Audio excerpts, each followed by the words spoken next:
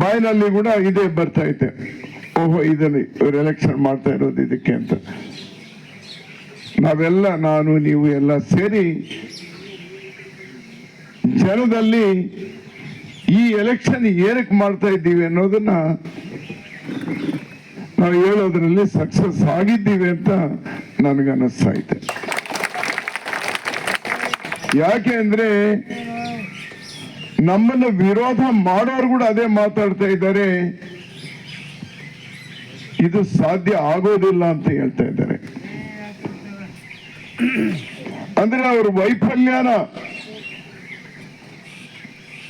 5 ವರ್ಷ ನಾವು ಮಾಡೋದಕ್ಕಾಗ್ಲಿಲ್ಲ ಅಂತ ಅವರು ಹೇಳ್ತಾ ಇದ್ದಾರೆ. ಇದು ಮುಂದೆ ಕೂಡ ಮಾಡೋದಕ್ಕೆ ಸಾಧ್ಯ ಇಲ್ಲ ಅಂತ ಕೂಡ ಹೇಳ್ತಾರೆ. ಅಂದ್ರೆ ಅವರು ಕೂಡ ಅದೇ ಅಜೆಂಡಾಗೆ ಬಂದಿದ್ದಾರೆ. ಕೈಲಾಗೋರು ನಾವು, ಕೈಲಾಗದ ಇರೋ ಅವರು ಅಂತ ಅವ್ರ ಬಾಯಿಂದಾನೆ ಅವ್ರು ಹೇಳ್ಕೊಳ್ತಾ ಇದ್ದಾರೆ. ಇದಾಯ್ತು. ಈಗ ನೀವೇ ಎಲೆಕ್ಷನ್ ಮಾಡ್ಬೇಕಾಗಿರೋದು. ನನ್ನೂರಿನಲ್ಲಿ ನೀವು ಬಂದು ಮಾಡಲ್ಲ ಎಲೆಕ್ಷನ್ ದಿನ, ನಿಮ್ಮೂರಿನಲ್ಲಿ ನಾನು ಮಾಡಲ್ಲ. ನಿಮ್ಮೂರಿನಲ್ಲಿ ನೀವು ಎಲೆಕ್ಷನ್ ಮಾಡ್ಕೋಬೇಕು. ಆದ್ರಿಂದಾನೇ ಅಲ್ಲಿ ಎಲೆಕ್ಷನ್ ಮಾಡೋರು ಕೆಲವು ಹೆಸರು ಕೊಡ್ರಪ್ಪ ಅಂತ ಕೇಳಿದೆ ನಾನು. ಮಂಡಲ್ ಪ್ರೆಸಿಡೆಂಟು, ಇನ್ಚಾರ್ಜ್ಗಳು, ನೀವು ಮಂಡಲ್ನಲ್ಲಿರೋ ಲೀಡರ್ಗಳು, ಪಂಚಾಯತಿನಲ್ಲಿರೋ ಲೀಡರ್ಗಳು ಎಲ್ಲ ಸೇರಿ ನನಗೊಂದು ಲಿಸ್ಟ್ ಕೊಟ್ಟಿದ್ದೀರ. ಈ ದಿನ ಹೆಸರುಗಳೆಲ್ಲ ಓದಿದೆ ನಾನು. ಕೆಲವರು ಬಂದಿದ್ದೀರಾ, ಕೆಲವರು ಬರಲಿಲ್ಲ. ಕೆಲವು ಬೂತ್ಗಳಲ್ಲಿ ಜಾಸ್ತಿ ಜನ ಬಂದಿದ್ದೀರಾ, ಕೆಲವು ಬೂತ್ಗಳಲ್ಲಿ ಕಮ್ಮಿ ಬಂದಿದ್ದೀರಾ, 1-2-3 ಬೂತ್ ಯಾರು ಬರಲಿಲ್ಲ. ಇದೇನು ಫೈನಲ್ ಅಲ್ಲ ಲಿಸ್ಟ್. ನೀವು ಈ ಲಿಸ್ಟ್ ಹಿಡ್ಕೊಂಡು ಎಲೆಕ್ಷನ್ ಮಾಡೋರು ಯಾರು ಅಂತ ನೀವು ನೋಡ್ಕೊಂಡ್ರಿ. ಇವ್ರ ಜೊತೆಗೆ ಇನ್ನ 5 ಜನ ಸೇರ್ಸ್ಕೊಳ್ರಿ. ಅಲ್ಲಿ ಅವಕಾಶ ಬಂದ್ರೆ ಇನ್ನ 20 ಜನ ಸೇರ್ಸ್ಕೊಳ್ರಿ. ಎಲೆಕ್ಷನ್ ಮಾಡ್ರಿ. ನೀವು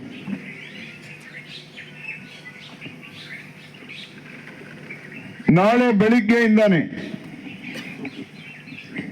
ನೀವು ಮನೆಗೂ ಹೋಗ್ಬೇಕು.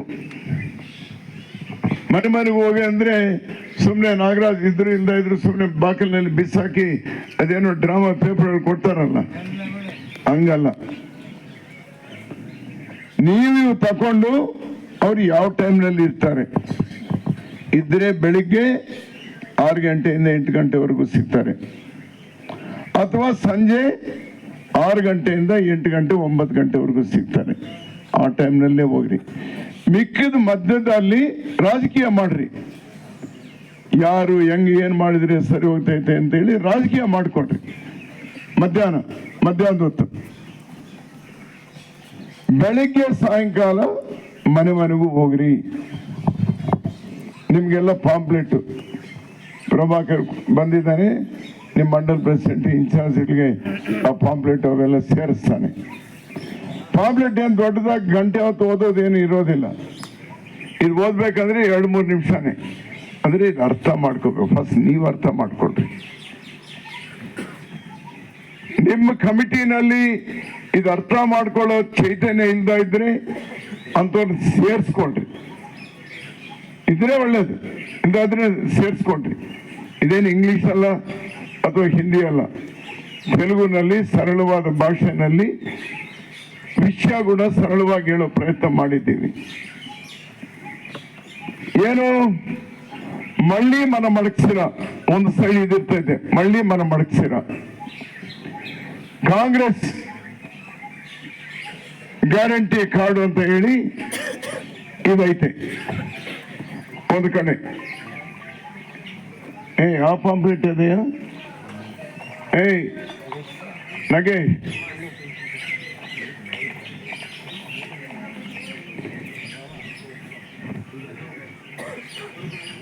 ಇದು ನಾ ಭರೋಸಾ ಅಂತ ನಾನು ಹೇಳಿದ್ದೀನಿ. ಇದ್ಯಾವುದೋ ಹಳೆ ಪಾಂಪ್ಲೆಟ್ ಕೊಟ್ಟವನೇ ಅವನು.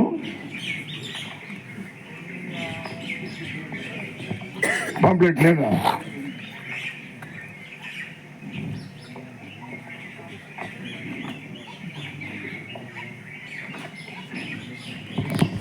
ಇದರಲ್ಲಿ ಒಂದು ನಾವೆಲ್ಲ ಊರುಗಳಲ್ಲಿ ಹೇಳ್ತಾ ಇರೋದೇನಲ್ಲ. ರೈಲ್ವೆ ಲೈನು ನಾವು ಮಾಡಿಸ್ತೀವಿ. ಎರಡನೇ, ಶ್ರೀರಾಮ್ ರೆಡ್ಡಿ ಕುಡಿಯೋ ನೀರು ನಾವು ಸರ್ಕಾರದಲ್ಲಿರೋರು ದಿನ ಬರ್ತಾ ಇದ್ವಿ, ಅವಾಗ ನಿಂತೋಗಿದ್ದಾವೆ, ಮತ್ತೆ ನಿಮಗೆ ಬರುವಾಗ ಮಾಡ್ತೀವಿ. ಮೂರನೇದು, ಹಂದ್ರಿ ನೀವ ನೀರು ನಾವು ತಂದಿರೋದು ಮಡಕ್ಸರ ಹತ್ರ ನಿಂತೋಯ್ತು, ಮತ್ತು ನಿಮ್ಮೆಲ್ಲ ಕೆರೆಗಳು ತುಂಬಿಸ್ತೀವಿ. ನಾಲ್ಕನೇದು, ಮಡಕ್ಸರ್ನಲ್ಲಿ ನಾವು ಫ್ಯಾಕ್ಟ್ರಿಗೋಸ್ಕರ ಜಮೀನು ತೆಗೆದಿಟ್ವಿ, ಅದು ಹಂಗೆ ನಿಂತೋಗೈತೆ, ಅದು ತಂದು ನಿಮಗೆ ಉದ್ಯೋಗ ಕೊಡಿಸ್ತೀವಿ. ಈ ನಾಲ್ಕು ನಾನು ಮಡಕ್ಸರ ಕ್ಷೇತ್ರದವ್ರಿಗೆ ಕೊಡ್ತಾ ಇರೋ ಭರವಸೆ ಅಂತ ಎಲ್ಲರಿಗೂ ಹೇಳಿ, ಪ್ರತಿಯೊಬ್ಬರಿಗೂ ಹೇಳಿ. ಇದು ಸುಧಾಕರ್ ಕೊಡ್ತಾ ಇರೋ ಮಾತು ಕೂಡ ಅಲ್ಲ, ಇದು ನಾನು ಭರವಸೆ ಕೊಡ್ತಾ ಇರೋದು. ಸುಧಾಕರ್ ಗೆಲ್ಸ್ಕೊಡ್ರಿ, ಇವು ಮಾಡಿಸ್ತೀವಿ. ಯಾಕಂದ್ರೆ ತೀರ್ಮಾನನೇ ಮಾಡ್ಕೊಂಡು ಬಂದಿದ್ದೀವಿ. ನಾವು ಗೆದ್ರು ಸೋತರು ಇವೆಲ್ಲ ಮಾಡಿಸ್ತೀವಿ ಅಂತ ನಾವೇನು ಹೇಳಲಿಲ್ಲ. ನೀವು ಗೆಲ್ಸಿ ನಾವು ಮಾಡಿಸ್ತೀವಿ. ಅವ್ರು ಹೇಳೋರು ನಾವು ಗೆಲ್ಲಿಸಿ ಅಂತ, ಅವ್ರು ಹೇಳೋರು ನಾವು ಮಾಡಿಸಿ ಅಂತ ನಾವು ಹೇಳಿದ್ದೀವಿ.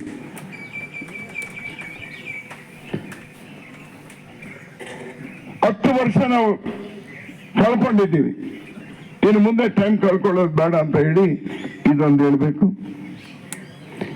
ಹಿಂದ್ಗಡೆ ಏನೈತೆ, ರಾಹುಲ್ ಗಾಂಧಿ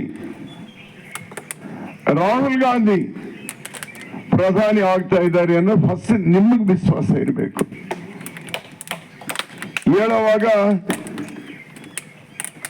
ನಮಗೆ ಅನುಮಾನ ಇರಬಾರ್ದು, ನಮಗೆ ವಿಶ್ವಾಸ ಇರಬೇಕು, ನಮ್ಮೇಲೆ ನಮಗೆ ವಿಶ್ವಾಸ ಇರಬೇಕು. ರಾಹುಲ್ ಗಾಂಧಿ ಗ್ಯಾರಂಟಿ ಪ್ರಧಾನಿ ಆಗ್ತಾ ಇದ್ದಾರೆ ಅಂತ ನಾನೇನು ಶಾಸ್ತ್ರ ಹೇಳ್ತಾ ಇಲ್ಲ, ಇರೋ ವಿಷಯ ಹೇಳ್ತಾ ಇದ್ದೀನಿ. ಈಗ ಅವ್ರಿಗಿರೋ 300 ಸೀಟು, ಬಿಜೆಪಿನವ್ರಿಗೆ ಇರೋ 300 ಸೀಟು. ವೆಸ್ಟ್ ಬೆಂಗಾಲ್ನಲ್ಲಿ 1 ಸೀಟ್ ಬರಲ್ಲ ಅವರಿಗೆ, 42 ಎಂಪಿಗಳೇ ಇದ್ದಾವೆ, 1 ಸೀಟ್ ಬರಲ್ಲ ಅವ್ರಿಗೆ. ಬಿಹಾರ್ನಲ್ಲಿ 1 ಸೀಟ್ ಬರಲ್ಲ ಅವ್ರಿಗೆ. ಮಹಾರಾಷ್ಟ್ರನಲ್ಲಿ ಬಂದ್ರೆ 3-4 ಬರ್ತವೆ. ಡೆಲ್ಲಿನಲ್ಲಿ ಬರಲ್ಲ. ಹಿಮಾಚಲ್ ಪ್ರದೇಶದಲ್ಲಿ 1-2 ಬರ್ತವೆ. ಉತ್ತರ ಪ್ರದೇಶದಲ್ಲಿ 80 ಸೀಟ್ ಇದ್ರೆ ಅದರಲ್ಲಿ ಅರ್ಧ ಸೀಟ್ ಬರ್ಬೋದು. ಕರ್ನಾಟಕದಲ್ಲಿ ಇವಾಗ ಅವ್ರಿಗೆ 24-25 ಇದಾವೆ. 28ರಲ್ಲಿ 2-3 ಬೇರೆ ಐತಲ್ಲ, ಕಾಂಗ್ರೆಸ್ಗೊಂದು ದಳಕ್ಕೊಂದು ಐತಲ್ಲ, ಅಲ್ಲಿ 25 ಎಂಪಿಗಳು ಏನು ಅವ್ರು ಇದ್ದಾರೆ, ಅದರಲ್ಲಿ ಅರ್ಧ ಕೂಡ ಬರೋದಿಲ್ಲ ಅವ್ರಿಗೆ. ಮೊನ್ನೆ ರೇವಣ್ಣನ ಮಗನ ಆಗಿದ್ಮೇಲೆ ಕ್ಲೋಸ್, ಇನ್ನು ಮಿಗ್ದು ಇವಾಗ ನಡೀತಾರೆ ಎಲೆಕ್ಷನ್, ಇನ್ನೇನು 1 ಸೀಟ್ ಕೂಡ ಬರೋದಿಲ್ಲ. ಹೊಸ ಕರ್ನಾಟಕದಲ್ಲಿ ಏನು ಬರಲ್ಲ ಅವ್ರಿಗೆ.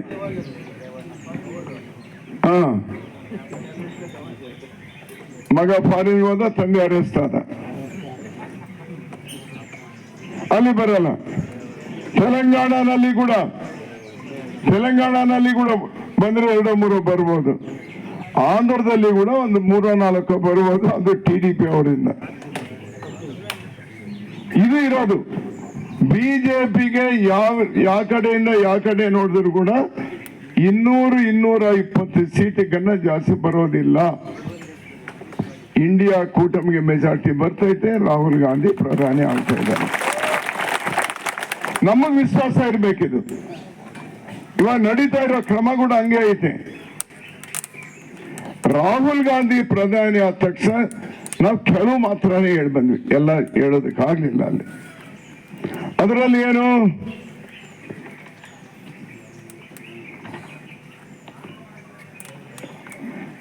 ನೋಡು, ರೈತರಿಗೆ ನಾವೇನ್ ಹೇಳಿದ್ವಿ, ರೈತ ನ್ಯಾಯ ಅಂತ ಹೇಳಿ. ಅದಕ್ಕಿಂತ ಮುಂಚೆ ರಾಹುಲ್ ಗಾಂಧಿ ಪ್ರಧಾನಿ ಆದ ತಕ್ಷಣ ನಮಗೆ ಪ್ರತ್ಯೇಕ ಹೋದ ಬರುತ್ತೆ, ಮೇಲೆ ಬರ್ತಿದ್ದೀವಿ. ಅದ ನನ್ಗೇನ್ ಬರ್ತೈತೆ ಅನ್ನೋದು ಅದರಲ್ಲಿ ಇರೋದಿಲ್ಲ. ನಾವು ಮನಸ್ಸಾಗಿ ಹೆಂಗ್ ಮಾಡಿದ್ದೀವೋ ಅದೇ ಪ್ರಕಾರ ಪ್ರತ್ಯೇಕ ಹೋದ ಬಂದ್ರೆ ಸ್ಟೇಟ್ಗೆಲ್ಲ ಕೂಡ ಉಪಯೋಗ. ಇನ್ನು ರೈತರ ಬಗ್ಗೆ ನಾವೇನ್ ಹೇಳಿ ಬಂದ್ವಿ, ನಿಮಗೆ 2 ಲಕ್ಷ ರೂಪಾಯಿ ಋಣ ಮಾಫಿ ಆಗ್ತೈತೆ ಅಂತ ಹೇಳಿದ್ವಿ. ಅದು ಐತೆ ಹೇಳ್ರಿ, ಧೈರ್ಯವಾಗಿ ಹೇಳ್ರಿ. ಎರಡನೇದು, ಈಗ ಏನಾದ್ರೆ ನಮ್ಮ MSP ಅಂತ ಹೇಳ್ತೀವಿ, ಕನಿಷ್ಠ ಮದ್ದತು ದರ ಅಂತ ಹೇಳ್ತೀವಿ, ಮಿನಿಮಮ್ ಸಪೋರ್ಟ್ ಪ್ರೈಸ್. ನಾವು ಬೆಳೆಯೋ ಭತ್ತಕ್ಕಾಗ್ಲಿ, ನಾವು ಬೆಳೆಯೋ ಮುಸ್ಲಿಂ ಜೋಳಕ್ಕಾಗ್ಲಿ, ರಾಗಿಗಾಗ್ಲಿ, ಇನ್ನೊಂದಕ್ಕಾಗ್ಲಿ, ಅದು ಈಗ ಇರೋ ಸರಿ ಇಲ್ಲ. ಸ್ವಾಮಿನಾಥನ್ ಕಮಿಟಿ ಪ್ರಕಾರ, ಉದಾಹರಣೆಗೆ ಹೇಳ್ತೀನಿ, ಬಹಳ ದೊಡ್ಡ ಸಬ್ಜೆಕ್ಟ್, ಮತ್ತೆ ಯಾವಾಗ ನಾವು ರೈತರದ್ದು ಸಭೆ ಇಟ್ಕೊಂಡು ನಿಧಾನವಾಗಿ ಮಾತಾಡ್ಕೊಳ್ಳೋಣ. ಇವಾಗ 2,000 ರೂಪಾಯಿ ಐತೆ ಅಂದ್ಕೋ ಭತ್ತ, ಸ್ಟ್ರೈಟ್ 3,000 ಮಾಡ್ಬಿಡ್ತೀವಿ. ಒಂದ್ ವೇಳೆ ಇದು 5,000 ಐತೆ ಅಂದ್ಕೋ ಕಡಲೆಕಾಯಿ, ಸ್ಟ್ರೈಟ್ 7,500 ಮಾಡ್ತೀವಿ. ಉದಾಹರಣೆಗೆ ಹೇಳ್ತಾ ಇದ್ದೀನಿ ನಾನು. ಅಂದ್ರೆ ಅಷ್ಟು ಜಾಸ್ತಿ ಮಾಡಿದ್ರೆ ರೈತರಿಗೆ ಉಪಯೋಗ ಇರುತ್ತೆ. ಒಂದು ವೇಳೆ ಯಾವನಾದ್ರೂ ಅವನು ಪರ್ಚೇಸ್ ಮಾಡದೇ ಇದ್ರೆ, ಕೊಂಡ್ಕೊಳ್ತಾ ಇದ್ರೆ, ಸರ್ಕಾರನೇ ಅದನ್ನ ಕೊಂಡ್ಕೊಳ್ಳೋ ಪರಿಸ್ಥಿತಿ ನಾವು ಮಾಡ್ತಾ ಇದ್ದೀವಿ ಅನ್ನೋದು ಇದರಲ್ಲಿ ಎರಡನೇದು. ಮೂರನೇದು ಮುಖ್ಯವಾದ್ದು, ಈಗ ನಾವು ಫುಲ್ ಮುಂದೆಯಿಂದ ಡಿಮಾಂಡ್ ಮಾಡ್ತಾ ಇದ್ದೀವಿ, ವ್ಯವಸಾಯಕ್ಕೆ ಬಳಸ್ತಾ ಇರೋ ಯಾವುದೇ ಆಗಲಿ, ಟ್ರ್ಯಾಕ್ಟರ್ ಆಗಿರ್ಲಿ, ಒಂದು ಸ್ಪ್ರೇಯರ್ ಆಗಿರ್ಲಿ, ಅದು ಔಷಧ ಆಗಲಿ, ಇನ್ನೊಂದಾಗ್ಲಿ, ಇದಕ್ಕೆ GST ಇರಬಾರ್ದು ಅಂತ ನಾವು ಹೇಳಿದ್ವಿ. ಅವ್ರು ಕೇಳಲಿಲ್ಲ. ಈಗ ಕಾಂಗ್ರೆಸ್ ಇದರಲ್ಲಿ ರಾಹುಲ್ ಗಾಂಧಿ ಪ್ರಧಾನಿ ಆದ ತಕ್ಷಣ GST ತೆಗೆದಾಕ್ತಾ ಇದ್ದೀವಿ. GST ತೆಗೆದಾಕಿದ್ರೆ 1,000 ರೂಪಾಯಿ ಇರೋದು 800 ರೂಪಾಯಿಗೆ ರೈತರಿಗೆ ಸಿಗ್ತೈತೆ, ಸ್ಟ್ರೈಟ್ ಅವ್ರಿಗೆ ಅಷ್ಟೇ ಲಾಭ. ಇವು ರೈತರಿಗೆ ಸಂಬಂಧಪಟ್ಟದ್ದು. ಇನ್ನೊಂದು ಹೆಣ್ಮಕ್ಕಳಿಗೆ ನಾವೇನ್ ಹೇಳಿದ್ವಿ, ಕರ್ನಾಟಕದಲ್ಲಿ ಕಾಂಗ್ರೆಸ್ ಸರ್ಕಾರ ಬಂದ ಮೇಲೆ ಬಡವರ ಮನೆಯಲ್ಲಿ ಇರೋ ಒಬ್ಬ ಹೆಣ್ಣು ಮಗುವಿಗೆ ತಿಂಗಳಿಗೆ 2,000 ರೂಪಾಯಿ ಸಿದ್ದರಾಮಯ್ಯನವರು ಕೊಡ್ತಾ ಇದ್ದಾರೆ. ರಾಹುಲ್ ಗಾಂಧಿ ಪ್ರಧಾನಿ ಆದ ತಕ್ಷಣ 8,333 ರೂಪಾಯಿ ತಿಂಗಳು ನಾವು ಕೊಡ್ತೀವಿ. ಯಾರೋ ಬಡವರ ಮನೆಯಲ್ಲಿ ಇರೋ ಒಬ್ಬ ಹೆಣ್ಮಗುವಿಗೆ, ಅತ್ತೆ ಆಗಿರ್ಬೋದು, ಸೊಸೆ ಆಗಿರ್ಬೋದು, 8,333 ರೂಪಾಯಿ ಕೊಡ್ತೀವಿ. ವರ್ಷಕ್ಕೆ 1,00,000, 5 ವರ್ಷಕ್ಕೆ 5 ಲಕ್ಷ ರೂಪಾಯಿ ನಿಮಗೆ ಸಿಗ್ತೈತಮ್ಮ ಅಂತ ಅವ್ರಿಗೆ ಹೇಳ್ಬೇಕು. ಅವರಿಗೆ ಈಗ ಇರೋದು 33% ಐತೆ ಅವರಿಗೆ ರಿಸರ್ವೇಶನ್ ಉದ್ಯೋಗಗಳಲ್ಲಿ. ಇನ್ನು ಉದ್ಯೋಗಗಳಲ್ಲಿ ಅರ್ಧ ಭಾಗ ಅವರಿಗೆ 100 ಪೋಸ್ಟ್ ಕಾಲ್ ಮಾಡಿದ್ರೆ 50 ಪೋಸ್ಟ್ ಹೆಣ್ಮಕ್ಳಿಗೆ ಬರ್ತೈತೆ. ಅದು ಹೇಳ್ಬೇಕು ಅವರಿಗೆ. ಇವಾಗ ಹುಡುಗರು ಎಷ್ಟಿರ್ತಾರೋ ಹೆಣ್ಮಕ್ಳು ಅಷ್ಟೇ ಇರ್ತಾರೆ ಮನೆಗಳಲ್ಲಿ, ಅದು ಅವ್ರಿಗೆ ತಿಳಿಸ್ಬೇಕಾಗಿದೆ. ಇನ್ನೊಂದು ಸಾಮಾಜಿಕ ನ್ಯಾಯ ಅಂತ ಹೇಳಿ, ಇದೇನು ಜನಗಣನ ನಾವು ಮಾಡ್ತೀವಿ ಅಂತ ಹೇಳ್ತಾ ಇದ್ದೀವಿ. ಮುಸಲ್ಮಾನರು ಎಷ್ಟು ಜನ ಇದ್ದಾರೆ, ವೈಶ್ಯಾಸ ಜನ ಇದ್ದಾರೆ, ಒಕ್ಕಲಿಗರು ಎಷ್ಟು ಜನ ಇದ್ದಾರೆ, ಲಿಂಗಾಯತರು ಎಷ್ಟು ಜನ ಇದ್ದಾರೆ, ಕುರುಬರು ಎಷ್ಟು ಜನ ಇದ್ದಾರೆ, ಗೋವಿಗಳು ಎಷ್ಟು ಜನ ಇದ್ದಾರೆ, ಇವೆಲ್ಲ ಲೆಕ್ಕ ಮಾಡ್ತೀವಿ ಅಂತ ರಾಹುಲ್ ಗಾಂಧಿ ಅವರು ಸ್ಪಷ್ಟವಾಗಿ ಕಾಂಗ್ರೆಸ್ ಅಂತ ಹೇಳ್ತಾ ಇದ್ದಾರೆ. ಇದರಿಂದ ಪ್ರತಿ ವ್ಯಕ್ತಿಗೂ, ಪ್ರತಿ ಆ ಕುಲಕ್ಕೂ ಕೂಡ ಅವ್ರಿಗೆ ಏನಾದ್ರೂ ಸೇರ್ಬೇಕೋ ಅವ್ರಿಗೆ ಸಮಾನವಾಗಿ ಸೇರ್ಬೇಕು. 10 ಜನ ಇರೋರಿಗೆ 10 ರೂಪಾಯಿ ಹೋಗಿ 10 ಜನ ಇರೋರಿಗೂ 10 ರೂಪಾಯಿ ಹೋಗ್ತೈತೆ, 20 ಜನ ಇರೋರಿಗೂ 10 ರೂಪಾಯಿ ಹೋಗ್ತೈತೆ. ಹಂಗಲ್ಲ, ಆ ಬಡವರು ಅದನ್ನೆಲ್ಲ ಸಾಮಾಜಿಕವಾದ ಪರಿಸ್ಥಿತಿ ನೋಡಿ ಆ ಜನಸಂಖ್ಯೆ ಪ್ರಕಾರ ಅವ್ರು ಸೇರ್ಬೇಕು ಅಂತ ಅವ್ರು ಮಾಡ್ತಾ ಇದ್ದಾರೆ. ಮೋದಿ ಹೇಳ್ತಾ ಇದ್ದಾರೆ, ನಾನು ಜನಗಣನ ಮಾಡೋದಿಲ್ಲ ಅಂತ ಅವ್ರು ಹೇಳ್ತಾ ಇದ್ದಾರೆ. ಅವ್ರು ಇನ್ನೂ ಒಂದು ಹೇಳ್ತಾ ಇದ್ದಾರೆ, ನಾವು ರಿಸರ್ವೇಶನ್ಗೆ ವ್ಯತಿರೇಕ ಅಂತ ಹೇಳ್ತಾ ಇದ್ದಾರೆ. ರಿಸರ್ವೇಶನ್ ತೆಗೆದಾಕ್ತೀವಿ ಅಂತ ಹೇಳ್ತಾ ಇದ್ದಾರೆ. ಯಾರು? ಮೋದಿ ಅವರು.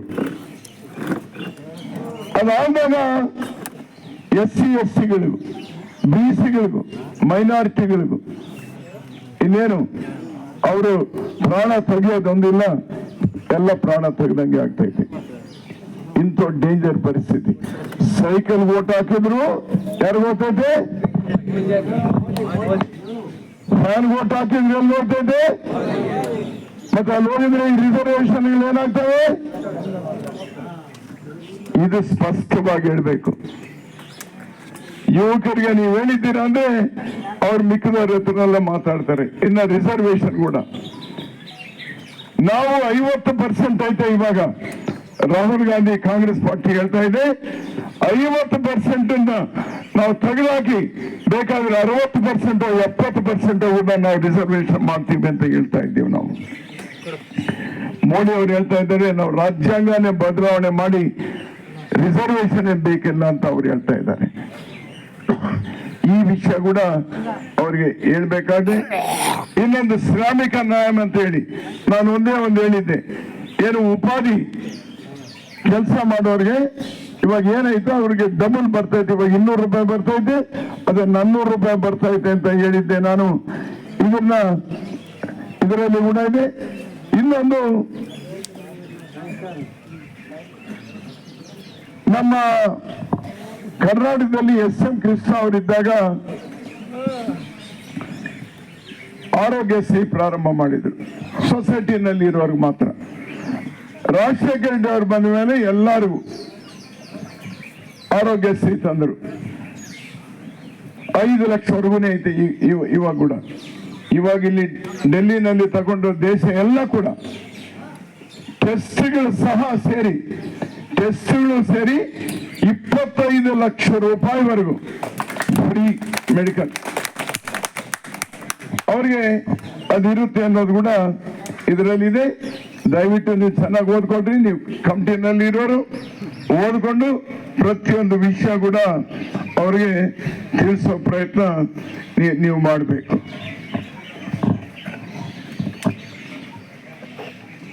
ನೀವು ಮನೆಗೆ ಹೋಗ್ತೀರಾ. ಮನೆಗೆ ಹೋಗಿದಾಗ ಕೆಲವರು ಮಕ್ಕಳು ಬೆಂಗಳೂರಿಗೋ ತುಮಕೂರಿಗೋ ಅಲ್ಲೋ ಇಲ್ಲೋ ಹೋಗಿರ್ತಾರೆ. ಅವ್ರ ಹೆಸರುಗಳು ಅವ್ರ ಫೋನ್ ನಂಬರ್ಗಳು ದಯವಿಟ್ಟು ತಕೊಳ್ರಿ. ತಕೊಂಡು ಅವ್ರಿಗೆ ಫೋನ್ಗಳು ಮಾಡ್ರಿ. ಬರ್ರಪ್ಪ ಹಿಂಗೆ ಎಲೆಕ್ಷನ್ ಬರ್ರಪ್ಪ ಅಂತ ಹೇಳಿ. ಅವ್ರಿಗೆ ಏನ್ ಮನಸ್ಸಲ್ಲಿ ಇರ್ತೈತೆ, ಯಾರು ಕರೆದ್ರೆ ಅವ್ರಿಗೆ ಸ್ವಲ್ಪ ಅಭಿಮಾನ ಇರ್ತೈತೆ, ಯಾರು ಕರೆದ್ರೆ ಅವ್ರಿಗೆ ಅಭಿಮಾನ ಇರ್ತೈತೆ. ಹಂಗಲ್ಲ, ನೀವು ಹೆಂಗೂ ಮನೆಗೆ ಹೋಗ್ತೀರಾ, ಹೋದಾಗ ಅವ್ರ ನಂಬರ್ಗಳು ತಕೊಂಡು ನೀವೇ ಫಸ್ಟ್ ಫೋನ್ ಮಾಡ್ರಿ. ಬರ್ರಪ್ಪ ಹಿಂಗೆ ತಾಲೂಕು ಅಭಿವೃದ್ಧಿ ಮಾಡ್ಕೊಳ್ಳೋಣ, ಈ ಅಭಿವೃದ್ಧಿಗೋಸ್ಕರ ಎಲೆಕ್ಷನ್ ಮಾಡೋಣ ಅಂತ ಹೇಳಿ ಅವ್ರ ಹತ್ರ ನೀವು ಮಾತಾಡಬೇಕಾಗಿದೆ.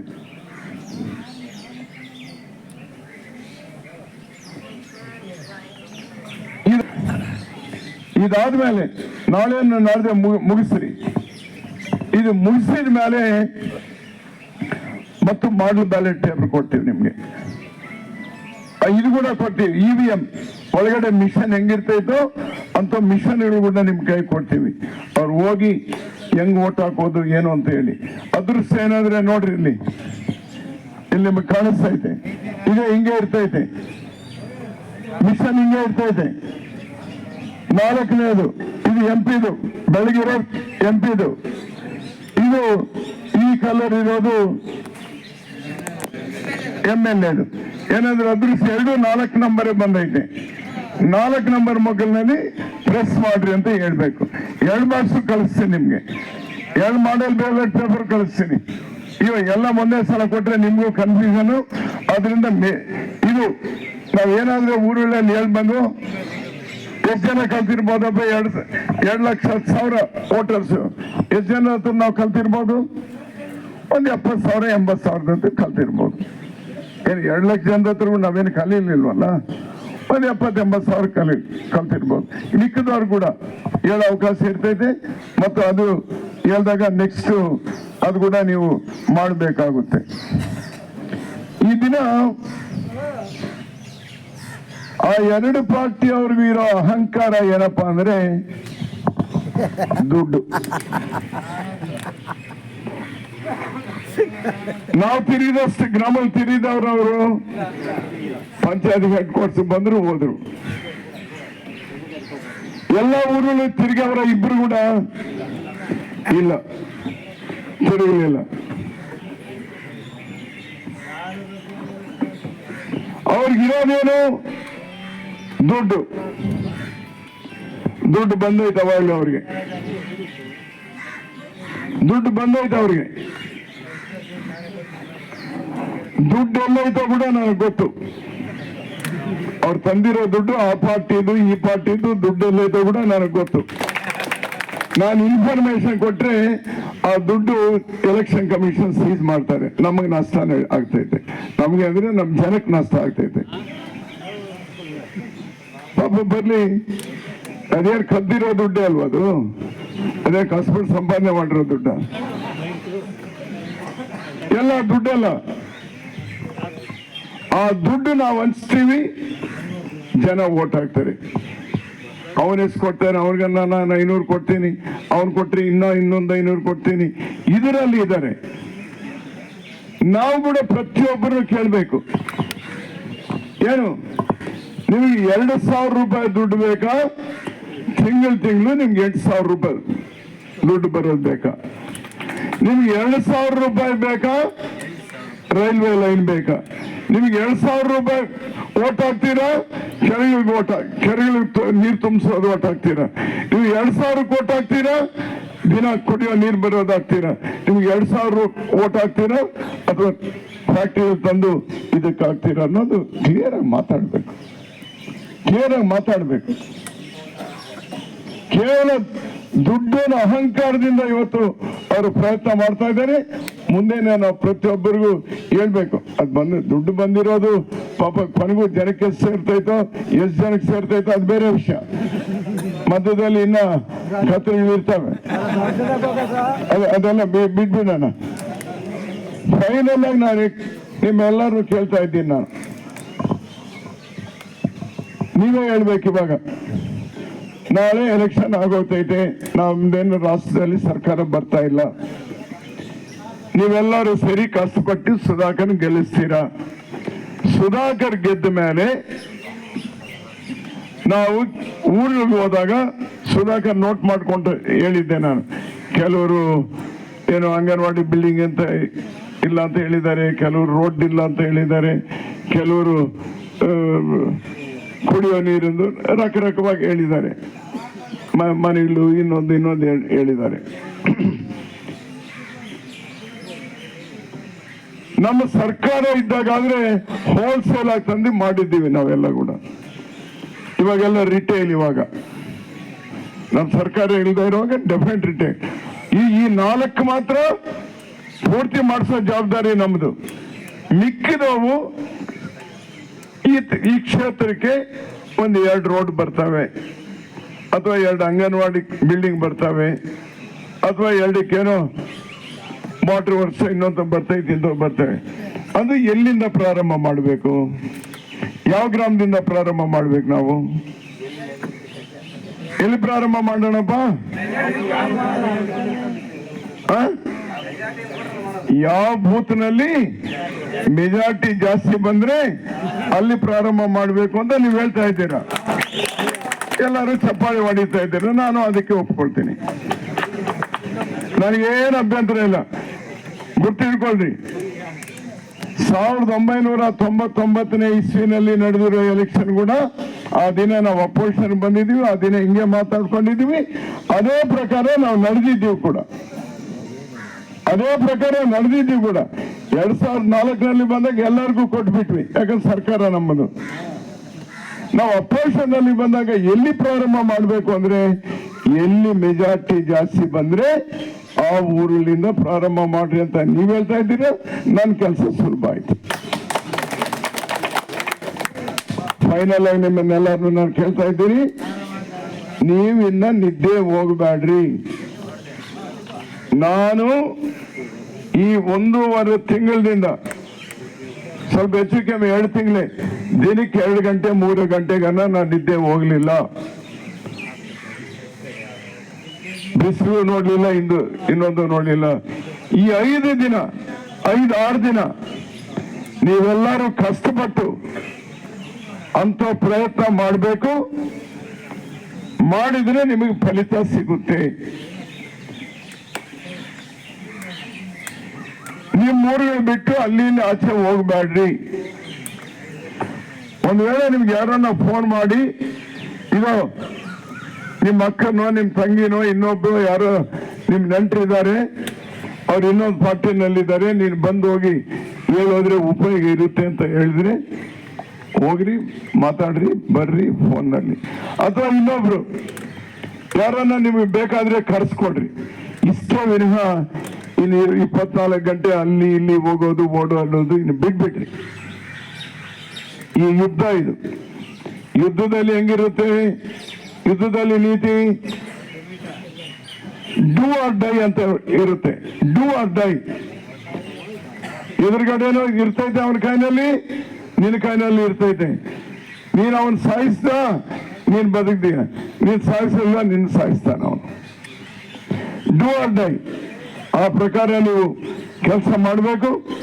ಯಾಕೆಂದ್ರೆ ಕೆಲವರು ನೀವು ಎಲೆಕ್ಷನ್ ಮಾಡಿರೋರಿದ್ದೀರಾ, ಕೆಲವರು ಎಲೆಕ್ಷನ್ ಮಾಡದೇ ಇರೋರಿದ್ದೀರಾ. ನೀವು ಎಲೆಕ್ಷನ್ ಮಾಡಿರೋರಿಗೆ ಜವಾಬ್ದಾರಿ, ಎಲೆಕ್ಷನ್ ಮಾಡದೇ ಇರೋರಿಗೆ ಇದೊಂದು ಅವಕಾಶ. ಇಬ್ರು ಸೇರಿ ಈ ಎಲೆಕ್ಷನ್ ನಲ್ಲಿ ಜನ ಅಭಿವೃದ್ಧಿಗೆ ಅವರು ಸಹಕಾರ ಕೊಡ್ತಾರೆ, ನಾವು ತಗೋಬೇಕು. ಲಾಸ್ಟ್ ಅಲ್ಲಿ ಅವರು ಇವರು ಮಾಡೋದೆಲ್ಲ ಕೂಡ ಅದನ್ನ ನೀವು ಗಮನದಲ್ಲಿ ಇಟ್ಕೊಂಡ್ರಿ. ಆಚೆ ಇರೋರನ್ನ ಕಲಿಸ್ಕೊಂಡ್ರಿ. ಪ್ರತಿಯೊಂದು ಬೂತ್ನಲ್ಲಿ ಕೂಡ ಗುಡಿಬಂಡೆ ಮಂಡಲವು ಯಾವಾಗ್ಲೂ ಕೂಡ ಈ ದಿನ ಅಲ್ಲ, ಮೊನ್ನೆ 2 ಎಲೆಕ್ಷನ್ ಬಿಟ್ಬಿಡು, ಪ್ರತಿ ಎಲೆಕ್ಷನ್ ನಲ್ಲಿ ಕೂಡ ಮಿನಿಮಮ್ 5,000, 8,000, 10,000 ಮೆಜಾರಿಟಿ ಬಂದಿರೋ ಕಾಲ ಕೂಡ ಇದ್ದಾವೆ. ಯಾವತ್ತೂ ಗುಡಿಬಂಡಿನಲ್ಲಿ ಕಮ್ಮಿ ಆಗ್ಲಿಲ್ಲ. ಮಿನಿಮಮ್ 5,000 ಮೆಜಾರಿಟಿ, 10,000ವರೆಗೂ ಮೆಜಾರಿಟಿ ಬಂದಿರೋ ಮಂಡಲ ಇದು. ಅದೇ ಪ್ರಕಾರ ಅದು ಸುಧಾಕರ್ ನಿಮ್ಮೂರವನು, ಎಸ್ಟಾಬ್ಲಿಷ್ ಆಗಿರೋನು. ಈರ್ಲಕ್ಕಪ್ಪ ಕೂಡ ನಿಮ್ಮೂರೇ ಇರ್ಬೋದು. ಪಾಪ ಈರ್ಲಕ್ಕಪ್ಪ ಆತ MLA ಆಗ್ತಾನೆ ಅಂತ ಯಾರಿಗೂ ವಿಶ್ವಾಸ ಇಲ್ಲ. ಅಂದ್ರೆ ಗೆಲ್ತಾನ ಸೋಲ್ತಾನ ಅಂತ ಅಲ್ಲ ನಾನು ಹೇಳೋದು. ಅಥವಾ ಒಂದು ವೇಳೆ ಗೆದ್ದರೂ ಕೂಡ ಆತ MLA ಆತ ಫ್ರೀಯಾಗಿ ಆತ ಕೆಲಸ ಮಾಡ್ತಾನೆ ಅನ್ನೋ ವಿಶ್ವಾಸ ಯಾರಿಗೂ ಇಲ್ಲ. ಪಾಪ ಒಳ್ಳೆ ನನ್ನ ಹತ್ರ ಕೂಡ ಕೆಲಸ ಮಾಡಿದ್ದಾನೆ. ಅದೊಂದೇ ಕೆಲಸ ಬರೋದಿಲ್ಲ. ಸುಧಾಕರ್ನೇ ನಾವು ಯಾಕೆ ಮಾಡ್ಕೊಂಡಿದ್ದೀವಿ? ಒಂದು ದಿನ ಕೂಡ ಲೇಟ್ ಆಗಬಾರ್ದು. ಎಲೆಕ್ಷನ್ ಮಾರನೇ ದಿವಸದಿಂದಾನೇ ನಮ್ಮ ಕೆಲಸಗಳೆಲ್ಲ ಪ್ರಾರಂಭ ಆಗ್ತವೆ. ಸುಧಾಕರ್ಗಿರೋ ಅನುಭವ ಇದರಿಂದ ನಾನು ಇಷ್ಟು ಹೇಳ್ತಾ, ಈ ಎಲೆಕ್ಷನ್ ಸೀರಿಯಸ್ ಆಗಿ ತಗೊಳ್ರಿ, ಸೀರಿಯಸ್ ಆಗಿ ಮಾಡ್ರಿ. ಸೀರಿಯಸ್ ಆಗಿ 1 ತಿಂಗಳಿಂದ ಮಾಡ್ತಾ ಇದ್ದೀವಿ. ನೀವು ಕೂಡ ಅದೇ ಪ್ರಕಾರ ಮಾಡ್ರಿ ಅಂತ ನಿಮ್ಮನ್ನೆಲ್ಲರೂ ಕೇಳ್ತಾ ಇದ್ದೀನಿ. ನೆನ್ನೆನೆ DK ಶಿವಕುಮಾರ್ ಅವ್ರಿಗೆ ನಾನು ಹೇಳಿದ್ದೀನಿ. ಅವರು ಡೈರಿ ನೋಡಿ ಅವ್ರ PS ಅವ್ರ ಹತ್ರ ಮಾತಾಡಿ ಬರ್ತೀನಿ ಅಂತ ಹೇಳ್ತಾರೆ. 90% ಬರೋ ಚಾನ್ಸಸ್ ಇದೆ. ಬಂದ್ರೆ ಹೆಂಗೆ ಎಲ್ಲಿ ಕರ್ಕೊಂಡು ಹೋಗ್ಬೇಕು, ಏನು ಒಂದು ಮೀಟಿಂಗ್ ಅಥವಾ ಪೂರ್ತಿ ಜನ ಏನನ್ನ ಕೊಡ್ತಾನ ಏನು ಅನ್ನೋದು ಕೂಡ ಅದ್ರ ಹತ್ರ ನಾವು ಮಾತಾಡ್ಕೊಳ್ತೀವಿ. ಅದು ಕೂಡ ಹೇಳ್ತೀನಿ. ಇವತ್ತಿನಿಂದ 80 ವರ್ಷ ವಯಸ್ಸನ್ನ ಜಾಸ್ತಿ ಇರೋರ್ದು ಮನೆಗೂ ಹೋಗಿ ಆಫೀಸರ್ಗಳು ಅವ್ರ ಹತ್ರ ಓಟ್ ಹಾಕ್ಸ್ಕೊಳ್ತಾ ಇದ್ದಾರೆ. ನೀವು ನಿಮ್ಮೂರಿಗೆ ಬಂದಾಗ ಅಲ್ಲಿ ಜೊತೆಯಲ್ಲಿ ಇರ್ರಿ. ಜೊತೆಯಲ್ಲಿ ಇದ್ದು ನಿಮ್ಮ ಬೂತ್ಗಳೆಲ್ಲ ಅವ್ರು ಬರ್ತಾರೆ. ಆ ಲಿಸ್ಟ್ ಕೂಡ ಐತೆ ಯಾವ್ಯಾವರು ಅಂತ. ಪಂಪ್ ಮಂಡಲ ಪ್ರೆಸಿಡೆಂಟ್ ಪಂಪು ಅವ್ರ ಹತ್ರ ಇದೆ. వచ్చింది అందరికీ పంపు. ನೀವು ಯಾರಾದ್ರೆ ಆ ಓಟ್ ಹಾಕೋರು ಇದ್ದಾರೋ ಅವ್ರ ಹತ್ರ ಹೋಗಿ ಕುಂತ್ಕೊಡ್ರಿ. ನಿಮ್ಮ ಸಮಸ್ಯೆಯಲ್ಲಿ ಅವ್ರು ಓಟ್ ಹಾಕ್ಬೇಕು, ನೀವು ಇರ್ಬೇಕು. ఏమిది అదే చెప్తా ఉంటుంది. ಅವ್ರ ಮನೆಗೆ ಬರ್ತಾರೆ. ಬಂದಾಗ ನೀವು ಅಲ್ಲಿ ಖುದ್ದು ಇದ್ದು ಇವತ್ತು ನಾಳೆ ಒಂದು 20 ಕಾರ್ನಲ್ಲಿ ಸ್ಟಾರ್ಟ್ ಮಾಡಿದ್ದಾರೆ ಅವರು. ಈಗವಾಗಲೇ ಸ್ಟಾರ್ಟ್ ಮಾಡಿರ್ತಾರೆ. ನೀವು ಇಮಿಡಿಯೇಟ್ ಹೋಗ್ರಿ. ಅದು ಕೂಡ ನೀವು ನೋಡ್ಕೊಡ್ರಿ. ಆ ಮುದುಕರ ಹಾಕೋ ಓಟ್ ಕೂಡ ನಮ್ಮ ಪರವಾಗಿ ಬರುವಂಗೆ ನೀವು ಪ್ರಯತ್ನ ಮಾಡಿಕೊಡ್ರಿ. ಈ ಪೋಸ್ಟಲ್ ಬ್ಯಾಲೆಟ್ ಕೂಡ ನಾನು ಅದನ್ನ 400-500 ಜನರ ಹತ್ರ ಮಾತಾಡಿದ್ದೀನಿ. ಫೋನ್ಗಳು ಮಾಡಿ ಟೀಚರ್ಗಳು ಅವ್ರ ಹತ್ರ ಕೂಡ ಮಾತಾಡಿ ಇವೆಲ್ಲ ಕೂಡ ಹಾಕ್ರಪ್ಪ ಅಂತ ಹೇಳಿ ಅವ್ರು ಕೂಡ ನಾನು ಪ್ರಯತ್ನ ಮಾಡೋದು ಅದು ಮಾಡ್ತೀನಿ, ನಿಮ್ಮ ಪ್ರಯತ್ನ ನೀವು ಕೂಡ ಮಾಡ್ರಿ. DK ಶಿವಕುಮಾರ್ ಮೀಟಿಂಗು ಎಲ್ಲಿ ಏನು ಅನ್ನೋದು ನಾನು ನಿಮಗೆ ತಿಳಿಸ್ತೀನಿ. ಜೈ ಕಾಂಗ್ರೆಸ್.